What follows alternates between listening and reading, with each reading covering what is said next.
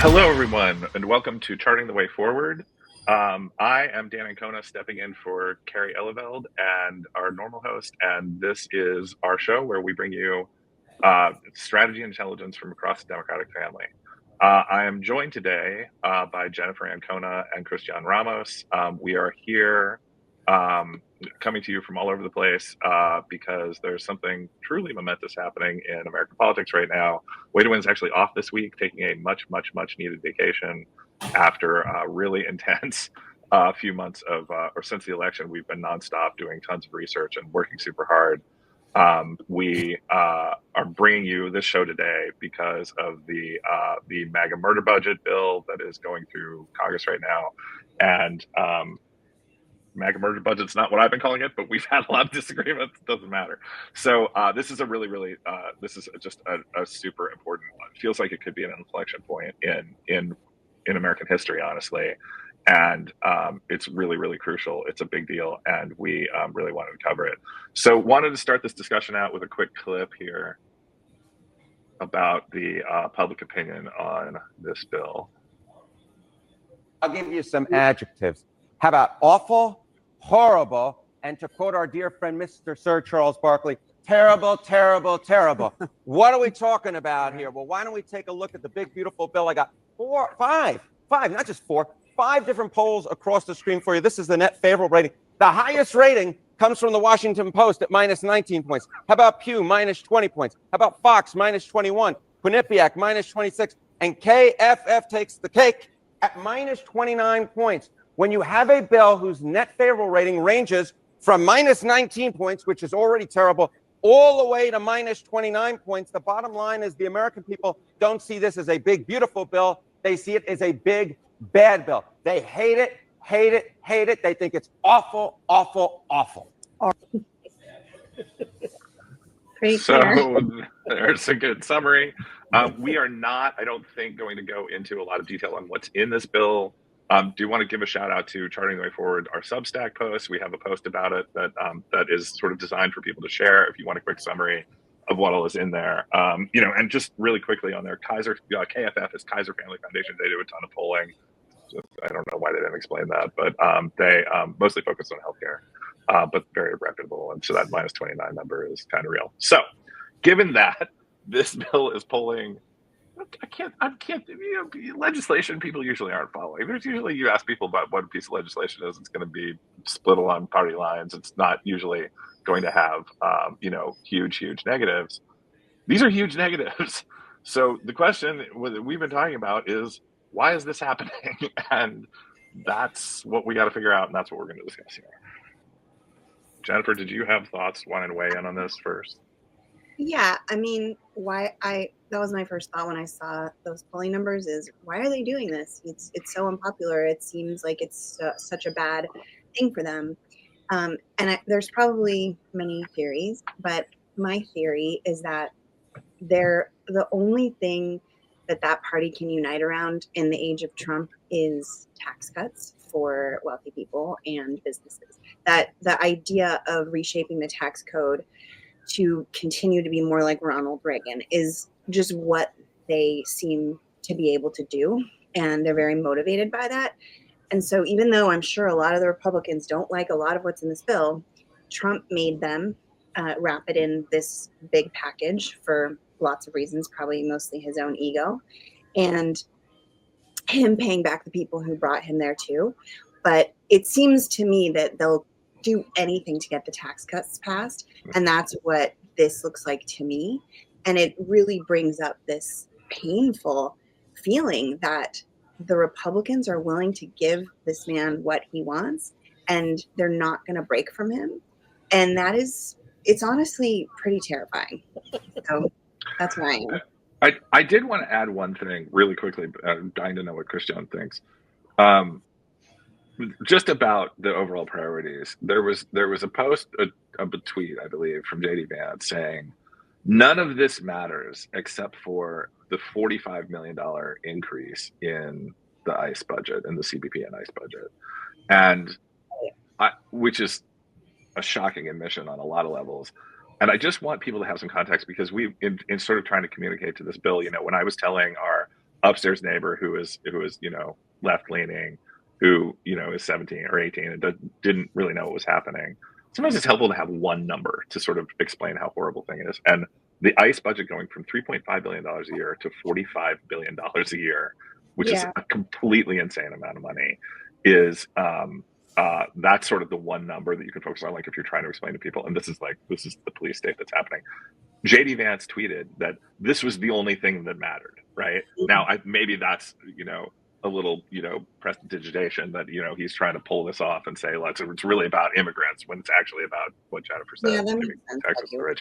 But between those two things, it seems like that's where whether that's legitimate or, or some kind of, distraction, but it's, and just the practical effects of that $45 billion a year is, it's horrifying to contemplate, and that's why we're digging in here. Well, I don't even think Ronald Reagan would pass tax cuts this irresponsible. And what I mean by that is to pay for these tax cuts, they're going to have to boot something like 17 million people off of Medicaid. They're going to have to cut SNAP benefits. They're going to raise everybody's utility bills because they're going to get rid of all of these energy subsidies that are going to make all Americans' lives costlier, more expensive. So I think Ronald Reagan was many things, but I think he was also a skilled politician. And I think he would look at this and he would say, we are going to do long-term damage to our party by having our name associated to it. But Donald Trump, I don't think cares about anything other than his ego and himself. And so this is his bill, and they're going to pass it. But I do think people are missing just how momentous this is in another way. And what I mean by that is, on Friday of this last week, SCOTUS came down with a decision that essentially said, Donald Trump, whatever executive orders you put out there, you can do it without worrying about the lower courts stopping you from doing so. So what that means is, if Donald Trump decides that he wants to get rid of people's rights to marry, if he wants to overturn drinking water protections on environmental grounds, if he wants to get rid of whatever little reproductive rights protections exist, he can. So that's Friday. Then we come to Wednesday. He's about to get rid of people's health care. He's about to raise those prices. He's about to get rid of, the SNAP program. He's going to get rid of all these. So all of these voters, right? All of these voters who either skipped or decided they were going to vote for Trump, they didn't vote for any of this stuff. At no point was any of this stuff discussed in 2024. Once they realize what has happened, You think it was? They probably it's interesting. Let's put that on an interesting question. All I'm going to say is, at a certain point in a couple months, they're going to wake up with a lot less rights and programs that help them than they did before. Yeah. But Kristian, why, given all of that, why do you think they're doing it? Oh, I think they believe it. I think they believe that they're actually. What's fascinating to me about right now, as we're looking at the sausage making occurring in the White House and in Congress, he's having members of Congress come up to the White House who are holdouts because they want to cut more money from these programs. And so he has to bring them in to say, no, we can't cut more programs. We can't cut more money, because they really believe that if they cut these programs, it will spur economic growth somehow. So this is one of the questions that I had specifically for you, Kristian, is like, I'm curious about what the overall state of play is on the Hill right now, since that's where you are. But there was a post earlier this morning. It was in the blur of things. I forget exactly where it was, where there were more Republicans who were concerned about the Medicaid cuts than the spending cut, then there not being enough. I think there was only one. It was like 1 to 10, and it looked to me like all the guys in California, like a couple from New York, like all the people who their front line is, who are going to get skewered by this. I imagine if we went through, I've seen a couple charts floating around of how many Medicaid recipients there are in each district. That would probably be a pretty strong correlation too. So it seems like there's like maybe Trump is trying to pull these people. What are they even saying to the Medicaid people? Josh Hawley was saying we can't give corporate tax cuts and cut Medicaid, and then he said that point blank, and then voted for a bill that did exactly that. Like, Yeah. is there some pressure there? It seems like maybe they're feeling a little pressure of the politics of it and just like the practicality of it. But I'm just curious what the whole overall and what the Democrats are doing too would be interesting. Well, so I think if I'm a moderate Republican, I'm going to be running the Lisa Murkowski play, which is what's good for me is good for me, and what's bad for everybody else is bad for everybody else, which is Murkowski basically gave her vote up in the Senate because she was able to get carve-outs for her state. So if I'm a moderate in the House and I'm a Republican, I'm having the same conversation with leadership. You want my vote? How do we get some sort of beautiful carve-out for my district? How do we figure this out? I think that's probably what's happening on the Republican side. And the Democratic side, it's all about the Rules Committee. They're going in there and they're trying to jam it up. They're trying to stop it. They're trying to sow division among the Republicans. And yeah, there is talk of revolt, and the Republicans know exactly how toxic this thing is, but they're also afraid of primary challenges. You saw Don Bacon retire in Nebraska. You saw Tom Tillis retire. They know that this thing is political suicide, but they also don't want to be primaried by Trump. So some of them are they're just hitting the eject button and just like bailing out, right? Yeah. Has anyone from Congress resigned yet over this? I guess not. Don Bacon, he said. Bacon is right. So one senator and one congressperson. Right. Yeah. Kristian, how would you characterize without torching your sources, obviously, or saying too much, what is the general level of, like, what is the maneuvering on the Democrat side? Like, is everybody all in on fighting? Are there some people who are like, this is a done deal?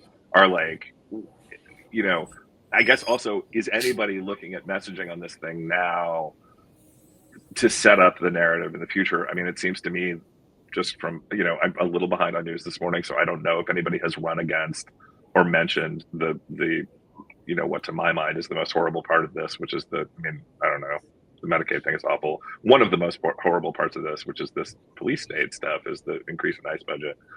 And the sense that I get is Democrats are scared to say anything about that because they're scared of being perceived as pro-immigrant. But I don't know. Like, I'm curious what you're hearing and if there's been any discussion. So House leadership was very clear that they are going to use every procedural maneuver they can to slow this thing down in the House. And then Speaker Jeffries is going to be speaking on the floor with the Miracle Minute, where he's going to come out and talk, I think, roughly for an hour about everything that's wrong in the bill. I'm sure he will talk a bit about immigration, a bit about, there's so much awful stuff. I think one thing that is sort of ridiculous and is just a part of the process of making things is the Senate bill, when they voted on it, it had not actually been printed out yet, right? So they voted on this thing, and then they had to go and print it out, and then they had to physically bring it over to the House side, to the Rules Committee, so that people could actually see what they're voting on. But even in that process, there's stuff, right? There's horse trading that's happening right now, right? This comes out, this goes in, but they also have to make sure that it meets the reconciliation guidelines. Yeah. So it is very possible that stuff that we don't even know about, again, will be voted on later on today, tomorrow, in terms of horrible, awful things. And that is a thing that Democrats have to contend with, which is there are known unknowns here, which is if there are concessions on spending, on this, that, or the other, it's a target-rich environment for Democrats right now. This is, I think, at the beginning of the show, we're going to have to put a content warning for like a peek into how the sausage is being made. It's not printed out. We don't know what we're voting on. Stuff just evokes this sense of like deep shuddering horror in me that like I can't even really explain. This always happens. It always happens this way. When I was in the Senate like 10 years ago, it happened with the ACA bill. It happens with everybody. It's crazy. I don't know why. But this is worse a little, maybe. No, it's much worse. It's much worse. 100% worse. Okay, good, right. Yeah. Phew. So I did want to add something in here, despite these horrors that Kristian is outlining. For our audience is both, DC people. We have a lot of people in DC listening, a lot of, DNC related people listening, people at home who are thinking about, wanting to fight on this thing, who are on social media talking about it, reading about it, posting about it, and hopefully sharing things. We hope it's great that you're doing that. We whatever's happening with this horrible stuff that's happening, the reason that we've been encouraging people to fight now and to make calls, even to Democrats, and to just let them know, let's put yourself on the record, is that at some point, particularly the police state stuff, it's gonna have to get undone. And who knows how this is all going to play out, but over like it seems to me that the top priority of like stopping roving gangs of thugs, that this problem is now going to get way worse, right? Because now the budget is going to be, whatever, 120 times what it was, has to be, like, just in terms of preserving our democracy and making this a country that people can still live in, like, that has to be the top priority. And that, like, it's the only way that the only way that I can see the end of what feels like free fall right now is with the midterm elections and the change of that. It's possible we might be able to slow some of that down before that. Maybe some of these Republicans are going to get a spine that the public opinion, the amount of noise everyone's making, and just the raw, like, horrors of, like, seeing, van loads of guys in military gear, going after day laborers, right? Like that at some point something might shift. But it seems like, we have to do that. All of your efforts, if you are an activist or if you're someone who's, paying attention to this bill, trying to stop it, everything that you're doing is actually really, really helpful. Making calls is really helpful. There's a lot of call banks out there. Call your representatives, call your people, even in blue areas, that actually really, really matters. So this isn't, it's as bad as all this sounds. Like, I think there is a path forward. And Jenifer, I was wondering if, like, on the social media side, I know you're talking to a lot of creators, if they've been thinking, it seems like they've been super fired up over this and are doing a lot. I don't know if there's updates from there that we could get to. Yeah, they're definitely fired up. They've been covering it too this whole time pretty closely, but there's just been more of an explosion of creativity, I think, and connecting it to activism. So we've definitely seen, an uptick in our page, the 3.5% Instagram page, as people are kind of like, how can I stay engaged in this longer fight? And I've noticed the creators start to get more savvy to say, what are the right asks here? Because it seems like just calling our representatives over and over again, like, yes, we have to do it, but can there be something else? And so one of the things that popped off yesterday, I believe it was yesterday, time's a little, staycation land over here, but sometime this week, it was popping off this idea of we are seeing the corporate donors to these swing votes, and we want to go blow up their comments on their pages. And so they were starting to flood, like, Verizon and, all these different companies that fund these Republicans who are sort of the swing votes on the bill, and flooding the corporate pages with tons of comments. And they have so much juice that they were able to really make a difference. The companies were starting to, like, delete comments. So it really shows, like, there's a new, I think, energy around different tactics that we can use in this moment when we're organizing, that go beyond what we've seen in the past when it comes to, just calling representatives or showing up in the streets. There's definitely an economic element to it that that is starting to grow, and I think that is going to have to continue growing as we keep fighting for this. That's fantastic. And so Jenifer mentioned 3.5%. It's an Instagram account that we just sent up that kind of exploded quickly. It got to 20,000 followers, really 25,000 almost, really, really quickly. Could you remind us what the URL is? It's I always forget. It's Instagram, but it's 3.5 spelled out, just right. Word, no numbers. Yeah, 3.5, right? That way. THREEPOE. You got it right. Cool, great. Yeah. So that's a good hub for this. It's what of the creators who has been doing the coverage, sort of leading that you've been most interested in? Eliza Orleans, our friend Eliza. Nice. She's doing really good stuff. Liz Plank did a really good piece. She was the one that started getting people whipped up after Glennis, on our team, was actually coming up with some of those ideas. And so they were working on that. Still We Rise is another account that's been doing a lot of good coverage. Jen Lincoln. So yeah, a lot of people. Kari Chaudhary. Lots of leaders in that space from all different kinds of verticals too. Great. And Kristian, have you, for the response to this, assuming worst case scenario, this thing is going to pass? I mean, one thing I did want to flag also for people who are any activism that's happening right now. And Kristian, what does the timing look like now? Is it going to pass today? Like, are they going to hit this deadline or tomorrow? I think likely it will pass before the 4th of July. Okay. You think they're on track? And by the way, it's Wednesday the 2nd, right, is when we're recording. So just so they have today and tomorrow, basically. Yeah. But I heard there were storms that might be causing planes to not be able to land. I mean, it really is good. So I was just checking Twitter. So like 4 Freedom Caucus members just left the House floor, right? Yeah. Like they are trying to deploy maximum leverage, both sides, right? The Freedom Caucus people are saying, yeah, you need 4 of us. We're off the floor. Deal with that. And left to go to the White House or to go to Mar-a-Lago. Like, where do they? It's like a disruption of the process. Yes, they're trying to say like, hey, you need me, so you're going to need to make concessions without like going after Trump. And then Trump, of course, is bringing people into the White House to strong arm them into voting for the bill. But what do the Freedom Caucus people want out of it? You know, we had this conversation like in February, I think, and the Freedom Caucus has been very clear. They said back then the question is not whether to cut, but to cut strategically or to cut to the bone. And I think these guys want to cut these programs to the bone. They want a chainsaw.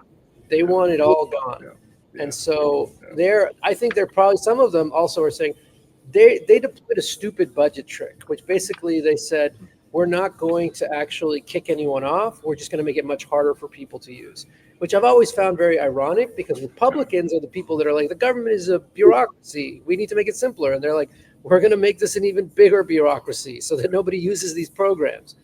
But these Freedom Caucus people, I think they actually want to cut people off the programs. And I think that's what they're fighting for right now. Yeah. It's to actually just toss people out. It's not, there's no paperwork. There's no hoops you can jump through. It's just ended. There's just seems to be what, well, they voted for the other version, right? And so it's the Senate kind of took out some of the teeth around what they tried to do around kicking people off. And then I was just reading their letter that they sent that shared like why they're against it. It definitely is like, it's much like they want it to be the version that the House passed, and in order to pass the Senate, it did require them to soften it in some places, and then they did carve out the pork for the individual senators, as Kristian said, and the Freedom Caucus doesn't like that. And their top thing is actually about deficits. So yeah, I know we're not supposed to talk about deficits here, but this thing is going to create huge deficits. It is. Yeah. It's like, I think the Wall Street Journal put out a story. The noted liberal paper, the Wall Street Journal, put out something basically saying that this was the most fiscally irresponsible bill ever in the history of this country. So let's talk about the deficit thing just for a second, and we'll wrap up pretty soon here. We just wanted to do a quick summary, and this has been great. Jenifer and I got started in the Howard Dean campaign. That was one of the first national campaigns that we worked on. We were not staff; we were volunteers, but. His whole thing was that social justice has to rest on a foundation of fiscal sanity, right? Like, you need taxes to pay for the stuff that you want to do, and like it's to like do this constant ratchet effect of like blowing up huge deficits so that you have no choice to cut and always just shoveling more and more to the rich. In our Substack post, we have a chart that G. Elliott Morris made of the distributional effects of this, and the 0.1%. The bar is so huge that it takes up the whole image, and then everybody else gets a little. Even the millionaires are only getting a little bit, right? So like it's nuts. Yeah. So that's we don't care about deficits necessarily as a top priority. We care about job creation. We care about delivering services to people. But there is a degree of total ridiculous. Even the Wall Street Journal will say it. Fiscal complete insanity here. That like is not. Like, this is important, and I want to underline why this is like so fiscally irresponsible. they are not shrinking the size of government in this bill. They are going to make the government bigger, but they are going to shrink the amount of money the government takes in to pay for going after American citizens, racially profiling them, and sending them to Guantanamo Bay, and all of the other stuff, right? So that is going to increase the size of government with much less money coming in. So unclear how any of that gets paid for, but again, that's where they are. That's why we care if it gets paid for. Like this is the movie we've seen time and again. They just blow it up, and then we have to clean it up because it does have effects on people, and it does have effects when the effects on the economy are not going to be good, and so that is going to play into it also. In fact, on the economy, there were already job numbers today showing that there was a loss of jobs after.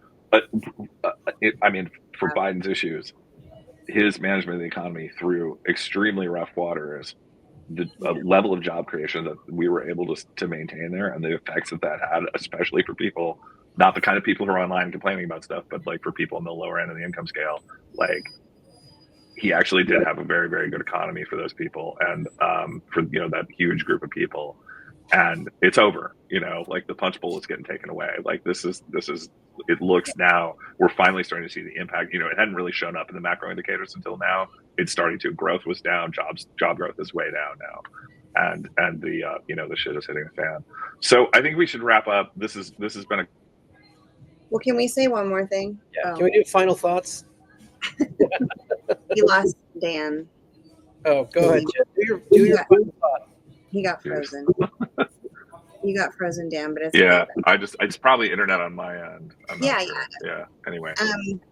Okay. Yeah. Well, I just wanted to say it's not really a final thought, although it is like everyone should watch AOC's speech that she just gave on the floor. It's incredibly good and clear, and her anger is very palpable, and I think that's what I want to take away. Like, this should make us so angry, the way that they're trying to throw these little crumbs at people, whether it's this $1,000 Trump account or the no taxes on tips, which only caps at $25,000. So it's like such peanuts compared to what is being given away to ultra wealthy people, and also militarizing our economy.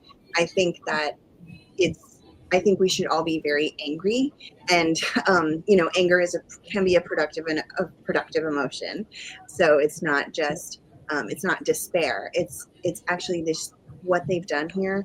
If it does pass, should make everyone so angry that everyone should be engaged in what comes next and building a different future. It is, I think, so egregious that we just need to channel that for how we continue to build on our own side. Yeah, I'm gonna continue the manifestation here, and I'm just gonna say that this bill, it gets watered down a little bit, but the Freedom Caucus still gets angry, and they get rid of Speaker Johnson. They stage a revolt, and that guy's gone. And then Democrats, Medicaid cuts, SNAP, utility bills going higher, the desire for change and to turning the page on this Reagan Revolution style politics, trickle down economics. We take back the House. Hey, and the Senate is contested, and we get a good shot at that. That's what I'm manifesting right now at this moment. Yeah. That's great. And what they're doing here, they are counting on their ability to spin this. They're whatever cuts they have, they're going to blame them on Democrats.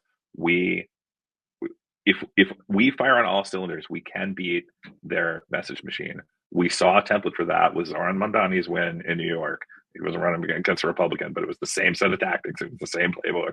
There's some real inspiration there, and how we can push back. And it is possible. It's going to be a tough fight, but everything people are doing, calls you're making, all of that is helpful. Is going to be the first step. Sharing stuff is all part of this, and it's going to be tough between now and 2026, but we do have a shot. And I think Kristian's manifestation is exactly right. So thank you so much, both of you. Thank you, everyone who's listening. Thank you to our listeners, and tell your dog that we said hi. Ladies and gentlemen, leaders and fighters for freedom and liberty,